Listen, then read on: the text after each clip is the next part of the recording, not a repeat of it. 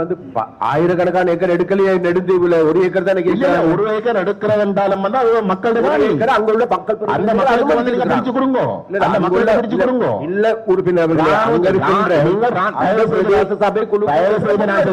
தயவு செய்து நான் சொல்றேன் வந்து நீங்க 30 ஏழுக்கு வந்து காணியை கொடுத்தாங்க 30 ஏழுக்கு வந்து போர் முடிஞ்சு 17 வருஷத்துக்கு பிறகு வந்து புதுசா வந்து நீங்க காணியை பிரிச்சு கொடுக்காங்க. அது அரசு காணி, மக்களுடைய அரசு காணி என்றாலும் யாருடைய காணி? அரசு காணி, அது மக்களுக்கு தேவைக்கு பயன்படுத்த வேண்டிய காணி இல்ல. இல்ல அரசு மாவட்டத்தில் வந்து மக்களுக்கு கொடுக்கறதுக்கு காணி இல்ல. நாங்க வெளி மாவட்டத்துக்கு வந்து மக்கள் யாரு போறா? நெடுதுக்கு நீங்க எல்லாம் போறீங்களா? இல்ல. அப்படி பிரச்சனை பாக்குறீங்களா? இல்ல. போறீங்களா? சரிதானே? 3000 நீங்கள் வந்து எல்லாத்துக்கும் மக்களுடைய சொல்லிக் கொண்டிருக்கிற எல்லாத்துக்கும் இந்த 3000 ஏக்கர் என்ன மயிலட்டு இருந்தீங்க தானே?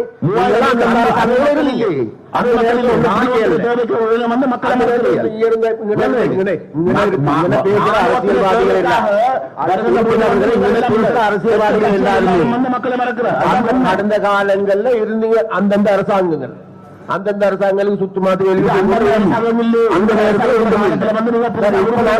நீங்க சொன்னாலும் சொல்லாட்டி நாங்க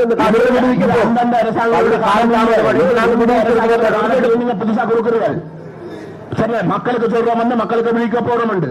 ஜனாதிபதி யாத்திரத்துக்கு வந்தா சொல்றாரு வந்து ராவல் வேலு மட்டும்தான் பார்க்கணும், மிச்சம் இல்லாம வந்து மக்களுக்கு கொடுக்கணும் எல்லாம் சொல்லி போட்டு ரகசியமாக மக்களுடைய பிரதிநிதிகள் இல்லாத இடத்துல வந்து நீங்க மக்களுக்கு வர வேண்டிய காணியம் வந்து நீங்க பிரிச்சு கொடுக்குறீங்க.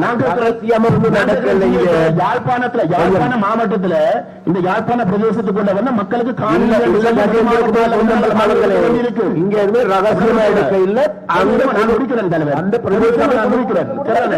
இந்த ஒவ்வொரு கூட்டத்திலையும் சரியான ஒவ்வொரு பிரதேச ஒருங்கிணைப்பு குழு கூட்டத்திலேயும் இந்த அரசு நிர்வாகம் வந்து சொல்லுது என்னென்றால் மக்களுக்கு காணி பிரிச்சு கொடுக்கறதுக்கு யார் குடாநாட்டில் வந்து காணியை குறைவுண்டு இருக்கிற காணியம் வந்து நீங்க ராணுவத்திற்கு கொடுக்குறீங்களா? ஒரு ஏக்கர் காணியம் வந்து நெடுந்தீவு மக்களுக்கு கொடுங்களேன். போர் முடிஞ்ச 17 வருஷத்துக்கு பிறகு வந்து நீங்க புதுசா வந்து அன்றைக்கு தேவைப்படாத காணி வந்து இன்றைக்கு தேவைப்படுது. கௌரவ உறுப்பினர் அவர்களே, நீங்களும் தான் கடந்த கால பாராளுமன்ற உறுப்பினராக இருந்தீர்கள், கடந்த கால அரசாங்கத்திற்கும் நீங்கள் இருந்தீர்கள். இவ்வளவு காலம் நீங்கள் என்ன செய்தீர்கள்? இப்போ நாங்கள் கேட்கின்றோம்,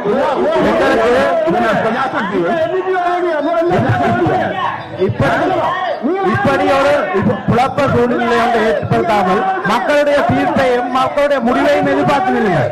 அதை விட்டு சும்மா கலைக்க வேண்டாம்.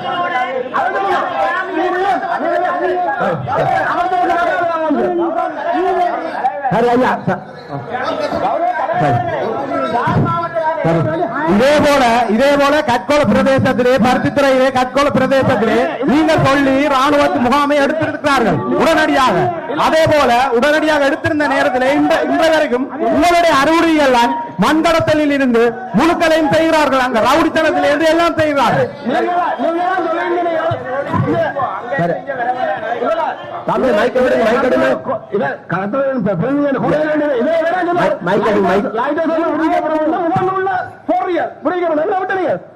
ஐயா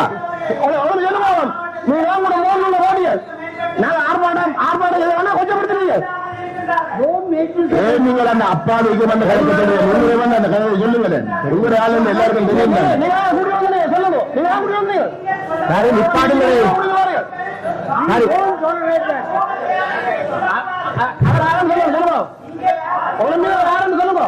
தெரியுமா அமைச்சர் தெரியுமா?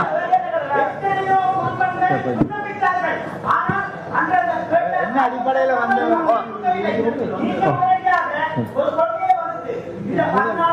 சரி சரி சரி தைசால் அவர்களே, இல்ல ஒரு விடயம்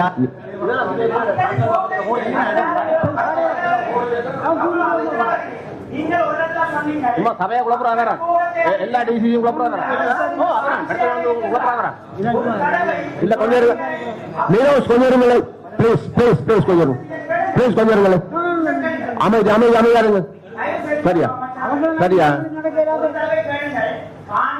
இல்ல இந்த பிரச்சனையத்தோட நீங்க 1000 தடவை பேசிருக்கீங்க தானே. இது உங்களை விட எங்களுக்கு அக்கறை இருக்கு. அதுதான் நான் சொல்றதுக்கு. நீங்க உங்களோட பொலிட்டிக்கல் செய்யறது இங்க வச்சு செய்யாங்க ப்ளீஸ். உங்களோட அங்க வச்சு கொள்ளுங்க வெளியில. இல்ல இல்ல அப்படி சொல்லாதீங்க. அப்படி சொல்லாதீங்க. அந்த தம்பி அந்த தம்பிக்கு அந்த தம்பி தான் நான் கேட்கிறேன். உங்களோட கையால தான் நீங்க அந்த தம்பிட்ட வந்து நான் கேட்கணும். அவர் எங்க இருந்தவர்? நான் 2020 இருந்து பாராளுமன்ற உறுப்பினராக வந்து இங்க இருக்கிறேன். அதுக்கு முதலும் வந்து நாங்கள் இருந்திருக்கிறோம். தொடர்ச்சியாக வந்து ராணுவத்திடம் இருந்து காணி விடுவிக்கப்பட வேண்டும் என்று சொல்றதா வந்து நாங்கள் தான் செய்தோம். அவ்வளவு சொல்றேன். நீங்கள் எங்க இருந்து நீங்கள் இதுதான் முதல் நீ நிரம்பி கலைக்கிறது. ஒவ்வொரு கூட்டத்திலும் வந்து நாங்கள் கலைக்கிறோம். எழுத்து மூலம் வந்து கொடுத்திருக்கோம். நாங்கள் மட்டும் இல்ல இதுல உங்களை கையாக வந்து இங்க கொண்டு வந்து குழப்ப பார்க்காதீங்க.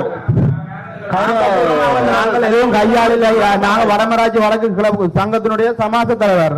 நீங்க சும்மா கையால் கதைக்க வேணாம் சரியா? நீங்கள் இவ்வளவு காலம் நினைத்திருந்தால் இந்த பிரச்சனையை போய் முடிச்சிருக்கேன். நீங்கள் பின்னக்க முன்னுக்கு நின்று வேலைகளை செய்ய ஓட்டு. இந்த இருக்கிற ஒரு விஷயம் 15ஆம் தேதி போராட்டத்துக்கு ஒவ்வொரு களத்தொழிற்சங்கத்தையும் உதவியை கேட்டு போய்க்க சமாஜ தலைவராக இவர்கிட்ட நாங்க உதவி கேட்ட போது இவர் வெளிப்படுத்தின ஒரே ஒரு விஷயம், இந்த அரசாங்கம் காணி தராம இந்த அரசாங்கம் தரப்போது ஏன் அவைகளுக்கு எதிராக போராட்டம் செய்றீங்கன்னு கேட்டவர். அப்ப இவள் கொடுத்த வாக்குறுதி அரசாங்கத்தில வாக்குறுதி இல்ல மக்கள் காணி மக்களுக்கு சொன்னா ஒரு சமாஜ தலைவர் என்ற ரீதியில எங்களுக்கு ஒத்துழைப்பு வழங்கி இருக்கணுமா இல்லையா? கடத்தொழில் சமாசத்தால் எந்த உதவியாவது எங்களுக்கு கிடைச்சதா? சகல ஒத்துழைப்பு பாராளுமன்ற உறுப்பினரை எதிர்த்து நீங்க கேள்வி கேட்கிறதா இருந்தா நீங்களும் உங்களோட தகுதிகள் வேலைகளை சரியான முறையில செய்யணும். இந்த அரசாங்கத்தில் இவ்வளவு நேரமா இதுல இருந்து எழுப்பி நான் கேட்க ஒருத்தரும் எங்கட கதையை எங்களுக்காக மதிப்புக்குரியவர்கள் கலைத்து கொண்டிருக்க நாங்க பேசாம இருந்தோம். இருக்கு அவரை கதையை கேட்கிற அளவுக்கு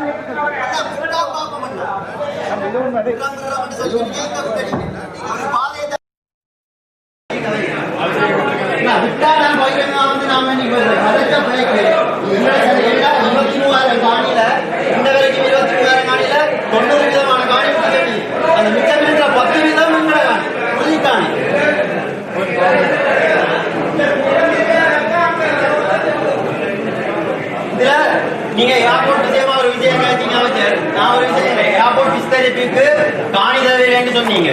ஆனா ஏதாவது ஒரு இன்டர்நேஷனல் விமானத்தை பலாலியில் நடக்கணும். ஏன்னா மாதம் ஃபுல்லா வடமாநிலத்தில் இருக்கிற வெளிநாட்டுக்காரர்கள் அதிகமா வர்றீங்க. ஒரு விமானத்தை நாங்க உடம்பு கட்டுநாயக்கில் நடக்கிற ஒரு விமானத்தை இங்க இருந்து இங்க ரக்கணுமா? உங்களால முடியுமா? விமான நிலையத்துல காணியை எடுத்து